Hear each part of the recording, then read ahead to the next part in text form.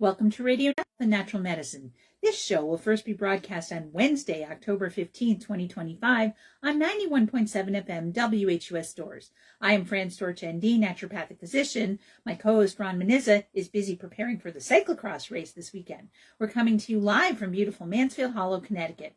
Comment below to let us know you're here and ask questions. You can also email me at radionaturopath@gmail.com. If you'd like to listen to the show at another time, you can check out our podcast at whus.org, iTunes, Spotify, Patreon, and Buzzsprout. You may also watch the recorded Facebook Live episode at Fran Storch ND for 30 days and also on my YouTube channel at Radio Naturopath. The views expressed on this program do not reflect the views of the staff, management, or licensee of this station. The information presented on the show should not be construed as medical advice or direction. If you're having a medical condition, please consult your physician. So I am still post-surgical. Let's see, I guess it's 2 weeks. Is it 2 weeks or 3 weeks? Let me see. Today, I think it's 3 weeks. So the 19th, the 26th. Yeah, so we're 3 weeks out. So I'm doing pretty well. The surgical incision pain is a lot better. I'm able to sit longer. I have less pain at the local site. I still have numbness and weakness in the leg, but they lead me to understand that could take a long time to recover because the nerve is angry, and they went in there and they messed around and they dug out some calcifications and they took out part of my ligamentum flavum, and so that the nerve could be free, and so it's going to take time before that nerve pain calms down. I'm really hoping it does, because it's definitely, I still definitely have a lot of discomfort and pressure in that leg. I can function. When I saw Tamika, she told me that it was okay for me to get on the bicycle, that I could ride on the trainer, but I didn't feel comfortable doing that. When I went to the chiropractor said, no, don't do that. I think it's too soon. It's too much pressure up against your tush and into your spine. I've been sitting a lot at work, which is not wonderful, but I'm able to do that better and with less discomfort. And so so this past week, instead of doing all virtual visits, what I did was we called people and offered them virtual, and if they said I'm not going to come in if it's virtual, we said okay, you can come in. So I did about half and half. And I've decided that next week I'm just going to go back to working as normal, because when I do virtual visits, I sit more, and it's actually better for me to get up and down. And I'm okay with walking around, and the amount of walking around that I do with physical examination, I can tolerate. And I think it's better for me than the longer sitting that I do when I'm doing virtual visits, because there's no physical examination. So we decided that that's it. Next week, we're going to just go back to normal. And hopefully that'll work out. If it doesn't work out, we can change our minds. And then later in the week, I'll have to go to virtual. But I've been okay the last 2 days with the mix. Today was an entirely virtual day. Yesterday was about half and half, and I did all right. So med-wise, I'm not taking a lot of stuff. I'm not taking any muscle relaxants. And I'm taking a minimal amount of Tylenol, of acetaminophen, maybe 1 gram a day, and that's it. And, I'm okay with taking more if I need to, but at this point, I don't really think I need to. I'm not icing as often as I could, and I probably should ice more. I probably should, I probably should ice more frequently, and that I would probably feel good if I did that, but I haven't been as much. But that may mean that I'm getting better. I also went to physical therapy, and I had a lovely young man named Will over at Select in Stores, and he did a great job with me, and he assessed me. And I tried to do the physical therapy exercises I had done before I had the surgery, and most of them I couldn't do because there was too much pulling and soreness at the incision site. And I'm not ready to twist, and I'm not ready to pull on the leg. So like excessive stretching on the leg. Like I did some yoga where I did dragon, where you're putting your leg out and you're basically in a low lunge. And I think it was too much pressure for my leg. So I may not be able to do that particular pose anytime soon. So he gave me exercises that I can do. I have a list of them, and it takes me about 20 minutes to do the whole deal. And I'm going to see him a couple more times next week, and I'll probably get some different exercises, or just he'll evaluate me, and that'll be nice. So when I do the series of exercises that he gave me, I feel better afterwards. I feel more aligned. When I get up in the morning, what I'm noticing is when I lie down for a long time, if I'm in one position for a long time, it's not good. So a lot of sitting today. I'm doing my show, and I also saw patients today. So we'll see how that works out. And so getting up and moving around, a moderate amount is a good idea, and also going for walks. I did go for a few walks. When I get started on the walks, my legs they're iffy, and I probably went for, I did a walk that was almost 2 miles long, and the PT said that maybe too much, that I need to back it off a little bit. So tomorrow is the cyclocross race, and I'll be there, and I'll probably walking around a moderate amount, getting up and getting down. And that's the kind of activity that works for me. So I'm doing that, some very gentle yoga and the PT exercises, and I'm moving along. And there's also a little bit of CBD happening. And that's it. And I never took opioids. And in terms of the pain is actually tolerable.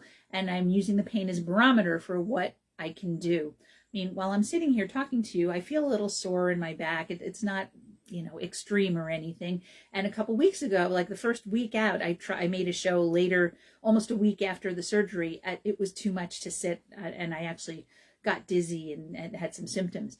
And that's not happening anymore. So I can sit for longer, but sitting for a long time isn't good for anybody, even if you didn't just have surgery. It's really better to get up and move around regularly, no matter what. So we're moving along. We're just hoping that this nerve pain can resolve. I had a chiropractic appointment, and Dr. Scott worked around the spot. He didn't touch the spot where I had the surgery, and I did feel better after that. I haven't had acupuncture yet. I was going to today, but I moved it out because it's the day before the race, and I wanted to be on hand for that. But I'll get acupuncture next week for sure, and maybe sooner. I don't know. I'll decide. But I have a couple PT appointments next week, so I'm looking forward to that. So I'm doing everything I'm supposed to be doing. I'm taking a lot of anti-inflammatories like fish oil and curcumin and quercetin, and I'm not taking NAC right now because I don't want to increase my glutathione, because glutathione helps you detox out acetaminophen, and I want the acetaminophen on board. So once I'm done with the acetaminophen, we're going to increase our glutathione by taking NAC. Might take actual glutathione, but I'll definitely take NAC, and I'll take vitamin C, and make sure I'm getting selenium on board so that I can get my glutathione levels back up, because acetaminophen depletes glutathione. What's glutathione? Glutathione is a marvelous antioxidant that functions in your liver, and it gets rid of drugs, a lot of metabolites, toxins from the environment, toxins from metabolism from food. It's a very important antioxidant in your body, and one of the things it does metabolize is acetaminophen. And too much acetaminophen isn't good for you. But right now I've been taking pretty much a gram a day, and that's it. And you're allowed to take up to 4,000. And I've been even at my highest, I was only taking 2,100, and that's all I need. And then I took some other stuff too. So I'm looking forward to relaxing this weekend. I mean, tomorrow won't be so relaxing because it's the race, but it should be fun. And you'll hear from Ron on Bicycle Talk about how the race went, and I may contribute to that as well. I decided to make the show a couple days early because we usually make the shows on Monday, and Sunday into Monday they're predicting a nor'easter, and we don't know if we're going to lose power. So I wanted to get the show made so I didn't have to think about it. And I wanted to do it today rather than Sunday so I could relax on Sunday. All right, and so that's what's going on with me. And Ron he gets really sore. He had an episode of cramping, and we gave him some methocarbamol. We gave him a muscle relaxant when he was cramping a lot. He decided that he was probably dehydrated, that he's just been so busy he probably neglected to drink enough water. So now he's being more careful about making sure he was hydrated. When I came home, I felt a little bit dehydrated, and I had watermelon water. So you can get watermelon water at the store, and I find it very hydrating. I actually like it better for immediate hydration than I like coconut water. Coconut water, I haven't been craving it as much. When I drink it, it feels like it's too sweet. And the watermelon water isn't as sweet, and I really like it. I haven't been doing as much electrolytes because I thought they were giving me premature atrial contractions, which I tend to get, although my PACs have gotten much, much better. And I don't know if that's because I had a Lyme flare, or maybe it's because I'm wondering if the cortisone shot made me have more PACs, because what they do is they put Depomedrol on board, and it's a depo means it's a they're putting a deposit of a drug that comes out slowly over time. And so probably the Depomedrol eventually got used up, and so I don't have the extra cortisone on board, so that's good. And I shouldn't need it as much because, I had the surgery. So let's hope the surgery. I'm just hoping, because if this is what I'm left with, it's not good. And so, but what they assure me is that it's going to take time for the nerve pain to resolve, that nerves take a long time to heal. And, I read something like they heal 1 millimeter a day, which, boy, that isn't very much.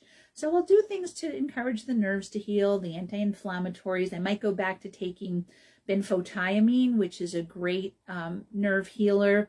And benfotiamine is activated vitamin B1, and it's great for lowering blood sugar, and it's also great for nerve healing.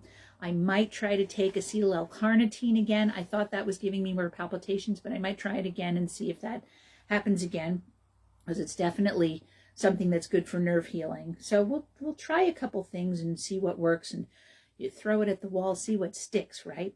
Okay. So that's what's going on between me and Ron and our health. I'm excited for the fall. We had our first frost. I can't even believe it. It's early October and we had our first frost already. Although the temperature then went up to 60 degrees during the day. So you go from 30 degrees to 60 degrees, it goes up 30 degrees. And that's what it does this time of year sometimes. So I don't know if we're going to have much more freezes like this, but we definitely did. There was frost on the ground this morning. And tonight it's going to get down to the 40s at night, so it's pretty chilly at night, and that's kind of exciting. It's I don't think we're going to be seeing 70s in the near future. That we're down to the 60s now, and we're going to hang out there for a while, the 50s and 60s, in fact. So I wore long sleeves today. Look at this, can't even believe it. It's only the second day since April, since the early in the year that I've worn long sleeves for the whole day. Although I do have them pushed up. So, all right. So let's talk about some other stuff. Ron has fallen in love with Husk cherries. So let me tell you what a Husk cherry is, and perhaps you would like to consume a Husk cherry, also known as golden berry. So I don't know. I thought there was another kind of golden berry that's actually a berry. Husk cherries are not a berry. They are a tomato. They're a little tiny tomato. And they are very sweet. They have a flavor profile that's different than tomatoes. They're not as savory as tomatoes. They're much more sweet, and they taste sort of close to cherries. They like a cross between a tomato and a cherry. That's what they taste like. So they're bright orange colored. They're orange yellow colored, and they're related to the tomatillo, which are little bigger. And so Husk cherries are the size of a grape tomato or a small grape. And they're related to tomatillo. Tomatillo they're green, and they also have a husk. Like tomatillos, they have a little papery husk called a calyx, and you have to remove it before eating. And they're a little bit smaller than cherry tomatoes. They're like the size of grape tomatoes. They have a sweet tropical taste that's true. They do have pineapple notes in them. That is true. It also says mango. I don't know if I agree with that. And you can have them in snacks, salads, sauces, jams, also known as Inca berry, I guess. When you get your trail mix and it has golden berry in it, that's what this is. It's also known as Peruvian ground cherry, poa berry, golden berry, husk cherry, and Cape gooseberry. They belong to the nightshade family. They're a tomato. That's what I'm saying. And they grow in warm places around the world, but people grow them here in stores. That's where we're getting them. The article this will tell you all about your golden berries. So they're very nutritious. They have an impressive nutrient profile. A cup has 74 calories in a cup, and that's mostly from carbohydrate. And a cup has 6 grams of fiber, which is over 20% of the reference daily intake. And you also get 74 calories and 15 grams of carbs, 6 grams of fiber, a little bit of protein and fat. There's a little tiny bit of fat in them. 21% of your RDA for C, a little bit of thiamine, riboflavin, niacin, a little bit of vitamin A, and a little bit of iron and phosphorus. And then they have a lot of beta carotene and vitamin K with a little bit of calcium. So they're very high in antioxidants. They help, so antioxidants protect against repair and damage caused by free radicals that are related to aging and diseases. And there are 34 unique compounds that have been studied in golden berries that have benefits for health. And the phenolics in golden berries are shown to block the growth of breast and colon cancer cells in test tube studies. And then there was another test tube study where they got extracts of fresh and dehydrated golden berries. They're found to increase the life of cells while protecting formation of compounds that cause oxidative damage. The skin has nearly 3 times the amount of antioxidants as the pulp, and the antioxidant levels are at their peak when the fruits are ripe. The compounds in golden berries are called withanolides. So the withanolides, guess what else has withanolides in it? Yep, you guessed it. It's withania. What's withania? That is ashwagandha. So the withanolides, let's see. So the withanolides are anti-inflammatory. They can help to protect against colon cancer. There was an extract of the husk of golden berries that was seen to reduce inflammation in mice with inflammatory bowel disease. And mice with the extract had lower inflammatory markers in their tissues. But there aren't comparable studies, but there's promising effects against inflammation. They might boost immunity. The studies in human cells note that golden berries may help regulate your immune system. They have a lot of polyphenols, which block the release of certain inflammatory immune markers, and they're a good source of vitamin C. A cup will give you 15 milligrams of vitamin C, which is good for your immune system. They might help with bone health because there's vitamin K in them, which helps with bone metabolism. Vitamin K is a necessary part of bone and cartilage and involved in healthy bone turnover rates. Most recent evidence shows that K should be taken with vitamin D for your optimal bone health. Golden berries have lutein, which is really good for your eyes, and also has beta carotene with other carotenoids. When you get a lot of carotenoids from your produce, it's linked to a lower risk of age-related macular degeneration, which causes blindness. And lutein is well known for preventing eye diseases. There's also zeaxanthin and lycopene, which also prevent against vision loss from diabetes. Golden berries could be poisonous if you eat them when they're unripe. So don't eat them when they're unripe. Because they have too much solanine. When solanine is an alkaloid that's found in nightshade vegetables, so you're supposed to let them ripen. And so you make sure they're that beautiful golden yellow color. So make sure they're fully ripe and they have no green parts. And if you eat too much golden berry overall, that can be dangerous. If you have a very high dose of freeze-dried golden berries, like 5,000 milligrams per kilogram a day, you could get heart damage in mice. So if you have a handful of golden berries or a few in your salad, or you have a snack and it's a handful, don't worry about it. And just make sure they're ripe. And how can you eat them? You could eat them raw as a snack. You could put them in a fruit salad. You can put them in a savory salad. You could put them in a smoothie. You can put them in chocolate sauce for dessert. You can put them in meat or fish in a sauce. You can make jam out of them. You can put them in a grain salad or put them on top of yogurt or granola. They're closely related to tomatillos. They have a sweet tropical taste, kind of like pineapple mango, maybe mango, definitely pineapple. I agree with the pineapple part. They have fiber, vitamins, minerals, lots of plant compounds that boost your immune system, eyesight, and bones. And you should eat them fully ripe. Make sure there's no green spots. And they have a unique sweet taste that's great for desserts, jams, and sauces. Maybe even part of your matcha latte. I don't know if I'd do that. I had a matcha latte the other day. I had somebody make me a matcha latte. I went to the Good Times Cafe because Silk City was open. I didn't know it, but yeah, Silk City opened in Willimantic. But anyway, I didn't know that, so I went to Good Times. I like to go to both places. I like to support both establishments. Anyway, so the nice man who owns Good Times made me a matcha latte with coconut milk, and I told him put some cardamom in it because cardamom is really good for you, and I've talked about the health benefits of cardamom before. I don't know if I liked it so much with the cardamom. It was okay, but I like a green tea latte just with a little bit sweet and alternative milk and with some cinnamon on it, either plain like that with a little bit sweet, and that's it. Or I like to also have a little vanilla in it and some cinnamon.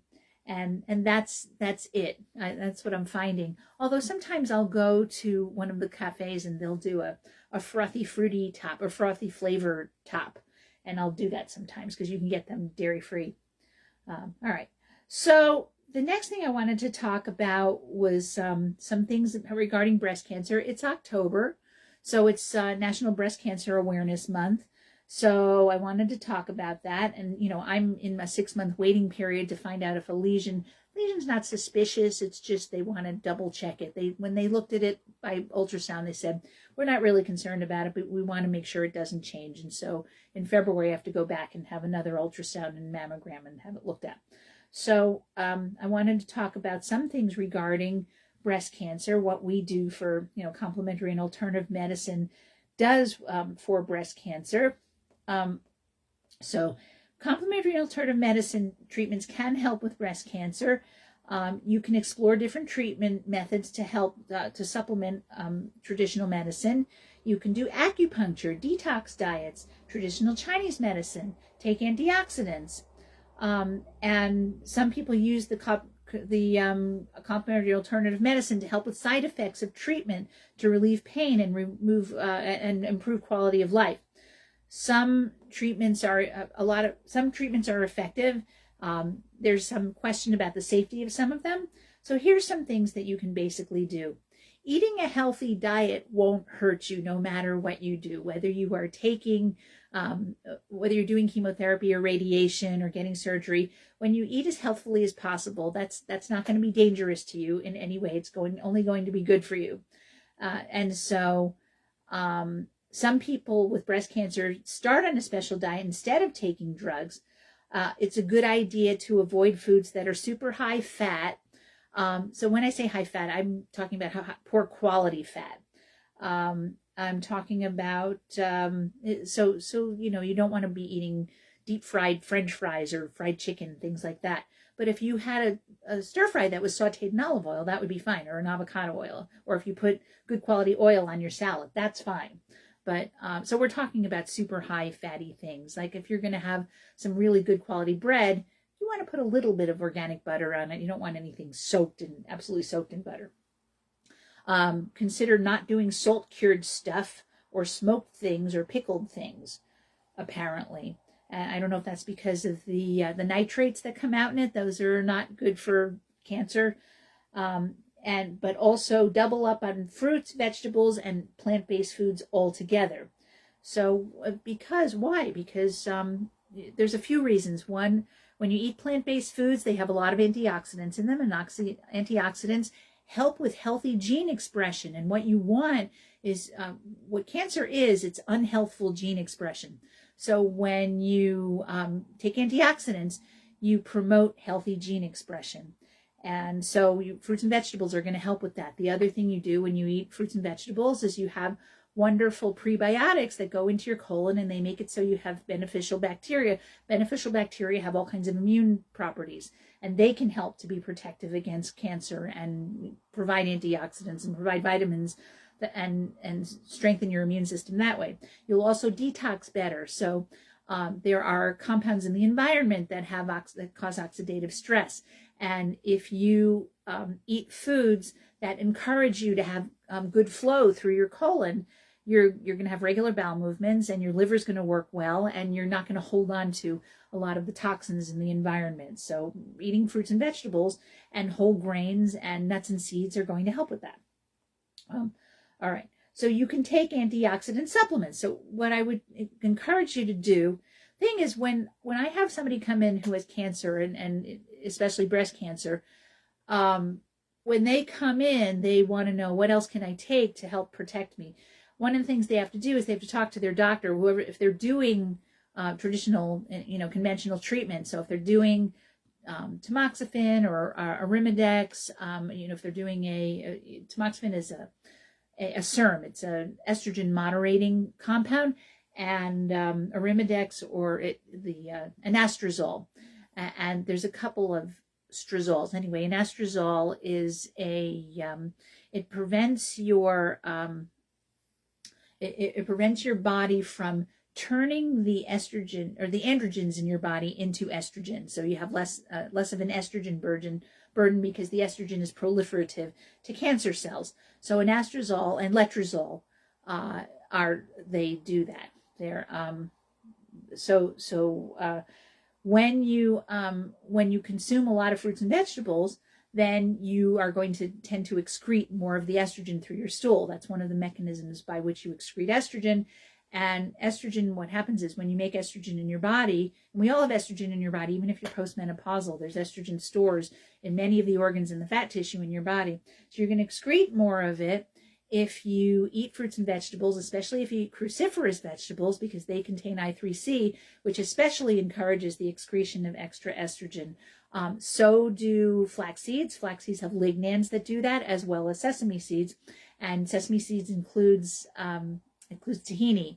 So tahini is sesame butter. You make, peanut butter, right? Well, you take sesame seeds and you mush them up and you get tahini, sesame butter. And so that's going to help you excrete your extra estrogen. So you have less estrogen on board to encourage breast cancer cells to grow anywhere in your body. So the thing is, you have to talk to your doctor. If you're going to take supplements, you have to talk to your doctor. Always encourage them to talk to their oncologist, whatever treatment you're doing. If you're doing chemo, if you're doing radiation, if you're doing one of the letrozole or anastrozole, or if you're doing tamoxifen, which is also tamoxifen. If you're doing one of those drugs, you want to talk to your doctor about it, if they are okay with you doing complementary therapies. I have a bunch of studies that show that when you take antioxidants along with chemotherapy and radiation, for the most part, they enhance the effects of them, that they are truly complementary. But some doctors think, well, we're trying to destroy cells, so we're trying to create oxidative damage to cells to destroy them. So if you take antioxidants, that's going to make it less likely to destroy the cells. And what I've always said, especially with radiation, if you take a carrot, now carrot's super high in beta carotene, right? And beta carotene is an excellent antioxidant. What do you think would happen if you take an intense radiation beam that you would use for cancer treatment and pointed it at a carrot? Do you think the carrot would protect itself because it has so much beta carotene? No, the carrot would burn. So when they do radiation therapy, you have marks on you. They mark out areas on your skin that they're going to stay within, and they do a very circumscribed area for the radiation. So what you really want is you want the radiation to hit the cancer cells. If there's any tumors or potential cancer cells, you want the radiation to very specifically hit that area. What you don't want is collateral damage. And so when you take a lot of antioxidants, it protects you from getting the collateral damage. And, there's all kinds of structures that could be around the cancer cells, like nerves and muscles and fatty tissue that can be damaged. And you don't want those to be damaged. The only place you want damaged is potential or existing tumors. So my thinking, I've always gone by the idea that taking antioxidants along with radiation and chemotherapy is helpful. But again, I don't want to go against what anybody's oncologist says. And so you have to talk it over with your oncologist and decide what you want to do. So antioxidants that can be helpful, beta carotene, lycopene, which we talked about in the golden berries. Lycopene is high in anything that's a tomato. So it's especially high in tomato sauce. So when you cook a tomato, any sort of tomato, whether it's a golden berry, whether it's a tomatillo, or it's a regular old tomato, you will get lycopene from a fresh tomato, but you get more. And that's true of carotenoids in general. That's why people ask me, should I only eat a raw food diet? And I say no. My preference is no, because there are certain compounds and enzymes you're going to get from eating raw foods, but then there's certain compounds that are more bioavailable from cooking the foods, and carotenoids are that way. So in order to get into the carotenoids that are in leaves or that are in other produce that are brightly colored, you have to cook them. You have to distress the cell walls, because we can't break into cell walls. We don't have cellulase in our bodies like, like ruminants do, like herbivores and, rabbits and squirrels and things. They have cellulase in their bodies that break down cell walls of plants. We do not. So in order to get into those wonderful vitamins and minerals, the leaves and the produce have to be distressed. And a good way to distress them is to cook them or puree them. And so when you have tomato sauce or ketchup or pizza and anything or tomato juice, where the tomatoes have been heated up a great deal, the beta carotene and the lycopenes are more bioavailable. So it's a good idea to eat raw. It's also a good idea to eat cooked. So beta carotene, lycopene, vitamin A, vitamin C, and vitamin E can all be helpful. You can get antioxidants in things like goji berries, and I'm a fan of the goji berries. I prefer to put goji berries in my oatmeal and over my yogurt rather than raisins, although both might be nice as well. Wild blueberries. Blueberries are an excellent source of antioxidant. Wild blueberries, they're purple inside. They're smaller, so you're eating more skin. And remember, we said that the skin has more antioxidants in the goldenberry. Well, that's true of the blueberries too. So because when you eat the same volume of blueberries for the European big ones versus the small wild ones, you're eating more skin. So you're getting more purple. Get more purple, you get more anthocyanins, you get more antioxidants. Then there's dark chocolate, and dark chocolate, if you're going to eat dark chocolate with sugar, have only a couple of squares a day. If you're having chocolate that has no sugar in it, have at it. Cacao nibs and raw organic chocolate powder, cocoa powder, that make sure it's not alkalized, it's not Dutched, and then you're going to get the wonderful flavonols and antioxidants from chocolate. Pecans are high in bioflavonoids, and I forgot this. I wasn't eating pecans as much for no good reason, and then I read about how they are really high in flavonoids, and they're really good for antioxidants, and I don't eat them as often as I should. All right, tonight I'm going to have pecans. I have some cinnamon-covered pecans, and I have some plain ones to go in my salad. I'm going to go munch on some after I talk to you. Kidney beans have a lot of antioxidants. Who knew? It's the color in them, that deep red color, antioxidants.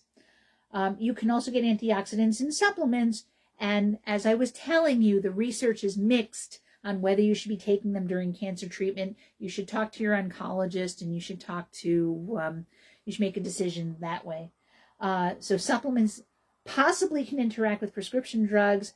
They contain contaminated synthetic prescription drugs. So you have to know, you have to get a really good source. And if you go to a naturopath or a really good health food store, they're going to tend not to have that. And can also contain contaminants. But again, if you're getting a high quality supplement from a good health food store or from a practitioner, that shouldn't be the case. And there can be complications, so you want to have caution. So mind-body therapies are a great thing to do. Anything you do that reduces stress, that reduces cortisol. Remember, what's cortisol's deal? Cortisol causes inflammation. It runs around your body, looks for stuff to break down, turn into sugar so you can run away from the bear.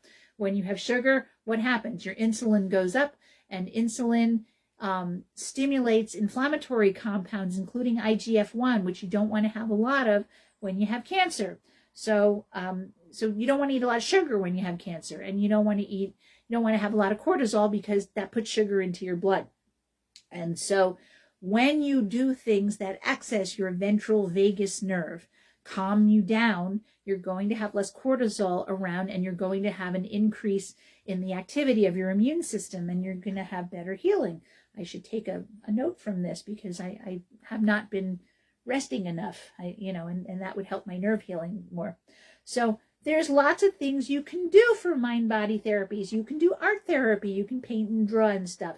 You can do music therapy, which can just mean listening to music. It can be singing, and you don't have to have talent. You could bang on a triangle or a drum or pick at a piano or play on a xylophone or play with a recorder. If you have musical talent, by all means, have at it. And you can sing. And, as they say in Zimbabwe, if you can walk, you can dance. If you can talk, you can sing. So whatever comes out of you, it's fine. And then there's aromatherapy. Smelling certain scents can help to reduce your stress. Things like lavender is a great calming scent. If that's not your favorite, you can find one that is. There are so many different essential oils. One of my staff, Tina, she's very much into essential oils, and she has a little diffuser that she will use in the office. And today I walked in and it smelled really good in her office. And she said, it's rosemary. I'm like, oh, rosemary is great because it smells really good. It's healing. It's anti-inflammatory. It has antioxidants in it. And eating rosemary, by the way, is very good for you too. It really has great antioxidants in it. That's something you can eat while you're dealing with cancer. So aromatherapy can be helpful. Meditation, you're just sitting there or lying there and breathing, and you can have a mantra, you can say one word, you can do a silent meditation, you can do yoga nidra, which is a progressive relaxation, you can do guided meditation. All that matters is that you're doing deep breathing and you're relaxing so that you can lower your cortisol and increase the activity of your immune system.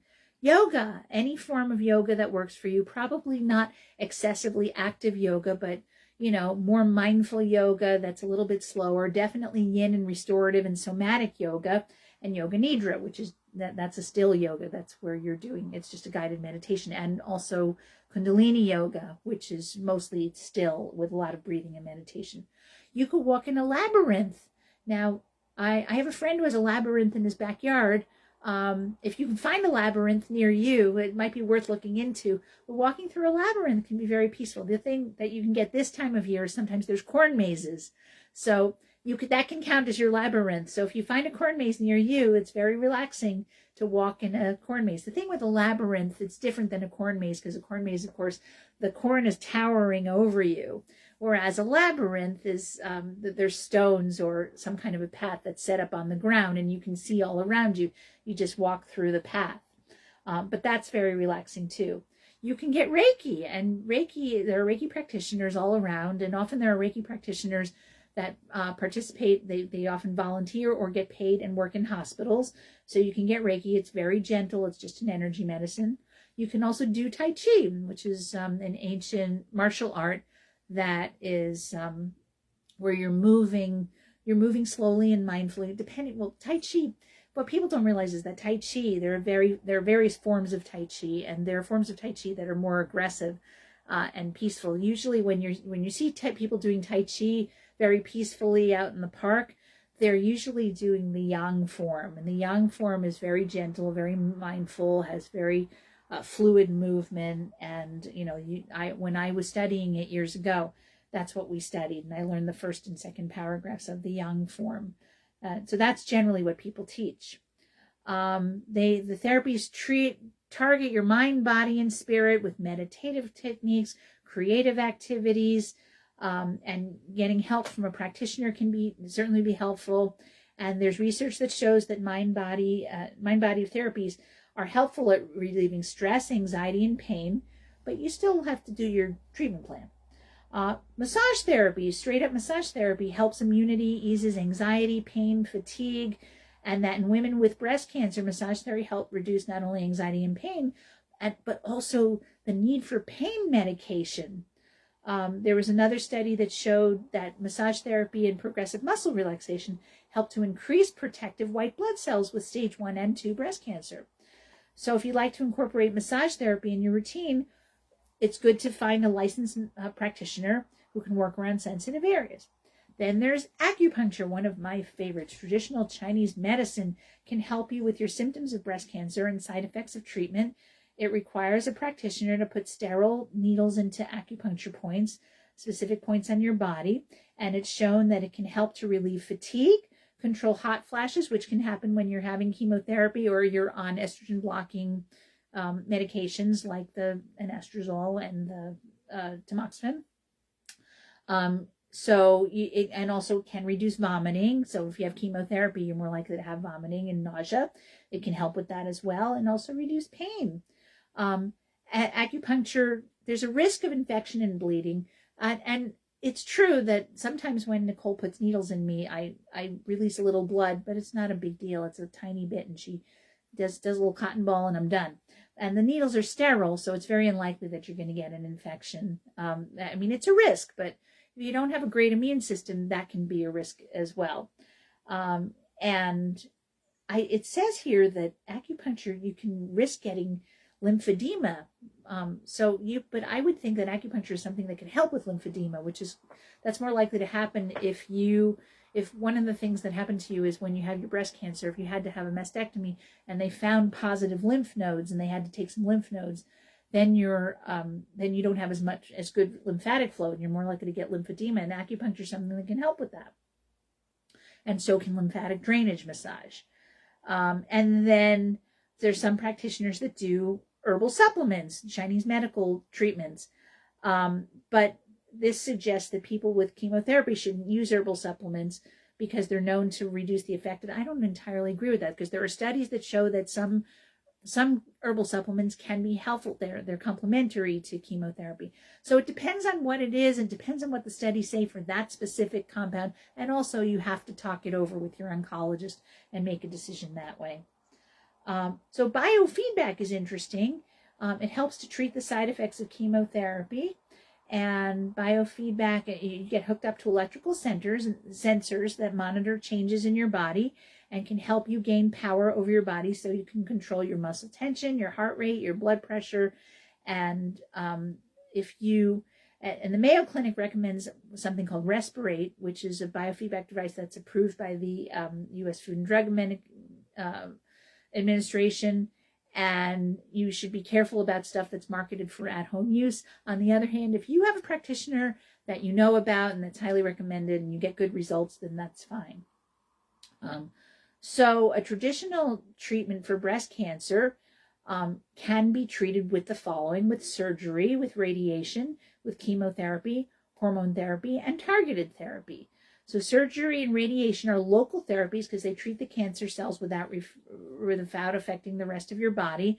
And they're the most effective, of course, in the earlier stages of breast cancer. Chemotherapy, hormone therapy, and targeted therapy are systemic because they go all over your body. And systemic therapies go into your blood, either orally or by injection, and they reach tumors that have spread through your body. And they're more effective in advanced stages of cancer. Chemotherapy can cause side effects that can last months or years after the therapy is ended, and the stage and type of breast cancer can determine the type of treatment plan that you're offered, of course. So if you have stage 1 or stage 0, you may only need surgery. And it depends on the doctor whether they might want you to have some post-operative therapies like a chemical, like a drug like tamoxifen or Arimidex or anastrozole. You talk with your doctor before you begin any alternative therapies. Your doctor can tell you if the complementary and alternative therapies are effective for your stage of cancer and steer you away from fraudulent products, and tell you what research is available on various complementary alternative treatments and about their safety. Doctor can also write you a referral recommendation for an appropriate treatment, and then you can make an informed decision. This article is saying don't use this in place of conventional treatment. And I have to say, if I had breast cancer, I would certainly be looking at all of my options, and I'd be weighing which, if any, conventional treatments I would be doing. Let's hope that doesn't happen, but it could happen. And so many major insurers cover some complementary treatments, some don't, and there can be out-of-pocket cost. So that's what complementary and alternative stuff you can do with breast cancer. And here are some supplements that are recommended for breast cancer, or that are talked about in breast cancer. So vitamins and dietary supplements can help you get the micronutrients your body needs to stay strong during cancer diagnosis. But you should always talk to your practitioner if you're going to do some complementary alternative stuff. You want to talk with your oncologist about what's going on. Many supplements are safe to take during treatment and recovery, but not all products are appropriate or recommended. So there are essential vitamins that are helpful for breast cancer. You really want your vitamin D to be optimized. It's good for maintaining bone health, supporting immune function, absorbing calcium, which you need for bones and teeth. Your doctor may recommend taking vitamin D because certain breast cancer treatments can promote bone loss and increase your risk for osteoporosis. And that when you have higher vitamin levels of vitamin D, it can reduce the chance breast cancer will spread and have metastasis. There's a study from 2016 found that vitamin D deficiency increased the risk of breast cancer's spread or metastasis. It also helps to support mental health function and may help reduce symptoms of anxiety or depression for people with cancer diagnosis. Vitamin C, it can be obtained through your diet. It's a vitamin and an antioxidant. Your body doesn't make it. Vitamin D, your body produces vitamin D, but if you tend to be lower in vitamin D, you might be encouraged to take it if you have a breast cancer diagnosis. Vitamin C you have to eat. We don't make vitamin C. There are animals that do. I think rabbits do, but we do not synthesize vitamin D in our bodies. And it's an antioxidant, helps to protect you from free radicals. There's research that suggests that vitamin C can be a great supportive therapy in breast cancer. There's a study that showed that when you do it intravenously, it had great anti-inflammatory and anti-cancer benefits without interfering with treatments and some chemotherapy agents. Other research cautions against using it, particularly during chemotherapy. There was a large clinical trial that found that participants taking A, C, and E before and after chemotherapy were more likely to have a recurrence of cancer. Oh boy. Research is attributed to antioxidants promoting cell repair even in cancer cells. That's the concern. And so there's a study that bears that out. So how you get the vitamin C, when you get vitamin C from food sources, not vitamin C in supplements, was associated with reduced breast cancer risk and mortality. So if you're actually being actively treated, you have to talk it over with your oncologist. But it might be better to get the vitamin C from food. Where are you going to get the vitamin C from? Yes, you're going to get it from citrus, grapefruit, lemon, lime. You're going to get it from kiwi. You know how sour kiwis are? Well, they're a good source of vitamin C. So are strawberries. So are lots of lots of vegetables. So peppers. All the peppers are great sources of vitamin C. So are Brussels sprouts and broccoli and other cruciferous vegetables. You can get vitamin C from, and pretty much any fruit is going to get you some vitamin C. Tomatoes have vitamin C in them, apples, pears. Most fruits, especially if they have any tart compound to them, they are higher in vitamin C. But strawberries and kiwi and citrus are particularly high in vitamin C. So are black currants. They are high in vitamin C too. Any of your berries are going to have some vitamin C in them. Then there's the B vitamins. Each of the B vitamins have specific functions, and they work together to maintain your neurological function, energy, cell metabolism, and the effectiveness of B vitamins during cancer treatment varies across different cancer types. B6, B9, which is folate, and B12 may have protective features that can reduce nerve pain from chemo treatments. B12 in a 2019 clinical research study was shown that there was a higher rate of breast cancer recurrence and increased mortality in chemotherapy treatment. So maybe don't take extra B12 when you've been diagnosed with breast cancer, that you want to get it from your food. Then there's minerals. Calcium in combination with D can be an important part of maintaining bone health during cancer treatment. It's also important to process in your body for muscle contraction, nerve communication, blood pressure, and blood clotting. There are some preliminary studies, human and animal, that suggest that calcium may reduce a person's risk for breast cancer. But there's more research is needed. And if you have adequate calcium, it's not going to necessarily completely prevent breast cancer, but it might reduce your risk. Selenium is a trace mineral. Your body needs very tiny amounts for good function. It's an antioxidant. It's part of glutathione that we talked about before. You need selenium to help you convert your T4 to T3 in your thyroid. And there's a 10-year survival rate in breast cancer found that they were significantly better with people with higher selenium levels. And more studies are recommended to study selenium supplementation. Zinc is a trace mineral that's involved in proper enzyme function, helps your body regulate a lot of physiological reactions. It supports your immune function and wound healing, also has antioxidant properties, supports hormonal balance. And in breast cancer, zinc pathways are investigated as potential therapeutic targets in emerging therapies. Imbalance in zinc levels in the body may contribute to tumor growth, but that doesn't mean that when you take zinc, it's going to make you more likely to have cancer. Omega-3 fatty acids, they're a type of fat, which you hear me talk about all the time. They're used for your body for a lot of functions. They promote immune function and can help reduce inflammation. And there's studies from just a couple years ago, EPA, eicosapentaenoic acid, and docosahexaenoic acid, DHA, which are two very active omega-3 fatty acids, may help reduce chemotherapy side effects and improve overall breast cancer survival rates. You can get omega-3s from foods like fish, walnuts, soy, and flaxseed. And you can also take supplements. There are doses. The doses vary depending on your age and your gender, but usually under 1.5 grams a day. Exceeding 3 grams a day can increase your risk of adverse reactions like diarrhea and stomach upset and stuff like that. Omega-3 fatty acid supplements were also noted in the large clinical trial research from 2019 as associated with increased risk of cancer recurrence and mortality during chemotherapy treatment. So you might not want to take the omega-3s during your chemotherapy. So if you've been diagnosed with breast cancer, you want to discuss your supplements with your doctor or your breast cancer specialist. That includes supplements you're currently on, vitamins and supplements you're considering taking. The research on using vitamins and supplements is mixed. The current guidelines advise caution when using these products during breast cancer treatment. Certain vitamins and dietary supplements can affect how well cancer treatments work, and too high doses can have negative side effects.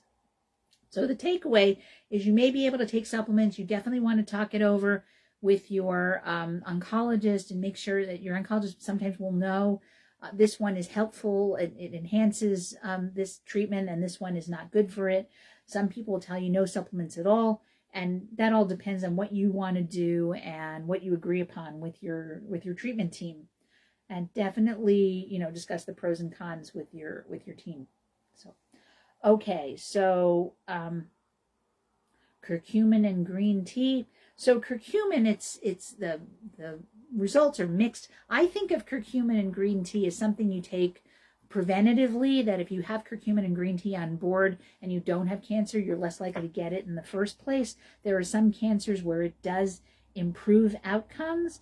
And then in terms of whether you should take them, green tea for breast cancer patients, so it's known to have several benefits for the body. It's, of course, originated in China and Asian countries, in Japan and India. It's made from the unfermented leaves of Camellia sinensis, and traditional Eastern doctors use green tea for gas, regulate body temperature, good digestion, overall health. It has a lot of antioxidants that are thought to be promote health, especially the polyphenols like EGCG, which is epigallocatechin 3-gallate, and green tea also has caffeine and theanine. And I love my theanine. L-theanine is a very calming amino acid. There's no specific evidence that green tea is effective in treating cancer, but there's evidence that shows that green tea may reduce the risk of developing certain cancers in people. So that's what I'm saying. If you have green tea on board, you're less likely to get cancer in the first place. And people with cancer tend to drink it because it boosts the immune system, may treat cancer if nothing else is working. It helps detoxification. The polyphenols are good for liver detoxification and stimulating liver activity. It can improve your energy levels. You can make it in pre-made bags or loose, or you can do matcha, which is the powder. Steep it in water boiled to 180 degrees for 2 or 3 minutes. Drink it while it's hot. In terms of how often, manufacturers recommend having between 3 and 5 cups a day, which is a lot. I would not be able to do that. That's way too much caffeine. Each cup has about 28 milligrams. And if you're really sensitive to caffeine, that's going to be, having a bunch of cups of those is going to be too much. In many countries, manufacturers sell green tea as an herbal supplement. It's usually safe to drink, but you have to be careful of the caffeine. It can make you jittery. It can also upset some people's stomachs. And for me, it depends on what's going on. If I'm eating well, green tea isn't going to bother me. If I've been eating too much sweets and maybe some gluten and dairy, I might have green and black tea are more likely to bother me. So green tea is something that you can partake in while you have cancer. Again, you should talk to your practitioner. All right, so the next thing, I don't have a lot of time left, but we'll get started on monounsaturated fats. So let's talk about that for a minute. Monounsaturated fats are found in olive oil, avocados, certain nuts, and they're healthy. They may include helping with weight loss, reducing your risk of heart disease. So monounsaturated fats, also known as MUFAs, that's the acronym, they include oleic acid, palmitoleic acid, and vaccinic acid. Never heard of vaccinic acid. There are a lot of foods that are high in healthy unsaturated fats, like mono and polyunsaturated. Most consist of a combination of fats, healthy and unhealthy. Few foods contain only one type of fat. Foods that have unsaturated fats are typically liquid at room temperature, like olive oil. The high saturated fats are typically solid at room temperature. So monounsaturated fats have been studied as possibly helping with weight loss, and I'm big on the monounsaturated fats. Olive oil goes on the salad. Anytime I eat the salad, I get the olive oil, and I eat a fair bit of nuts and seeds, so I'm getting my monounsaturates that way. And I do some dark chocolate. Ron has me eating, whenever we have a salad, I have half of a small avocado, so I'm getting my monounsaturates that way. And on my yogurt and also on my oatmeal, I put cacao nibs, so I'm going to get monounsaturates that way. If you change the amount of fat in your diet, you can reduce your calorie intake, but with moderate amounts of monounsaturated fats, you can still help with weight loss if you're in a calorie deficit. So swapping your saturated for monounsaturated can help you burn more fat and reduce body fat, especially abdominal fat. So olives and olive oil are helpful for possible fat loss. I try to push my patients to check out the monounsaturated fats. Eat your MUFAs. There's evidence that suggests that increasing MUFAs in your diet can reduce your risk of heart disease, especially if you're replacing saturated fat. So the American Heart Association wants you to replace your saturated and trans fats with unsaturated fats. Unsaturated fats are a big part of the Mediterranean diet. What do we know about the Mediterranean diet? Mediterranean diet, they have the lowest risk of a lot of illnesses, including cardiovascular disease and cancer. So monounsaturated fats can help to reduce your levels of LDL, your low density lipoprotein, the so-called bad cholesterol. No cholesterol is really bad. I don't believe that.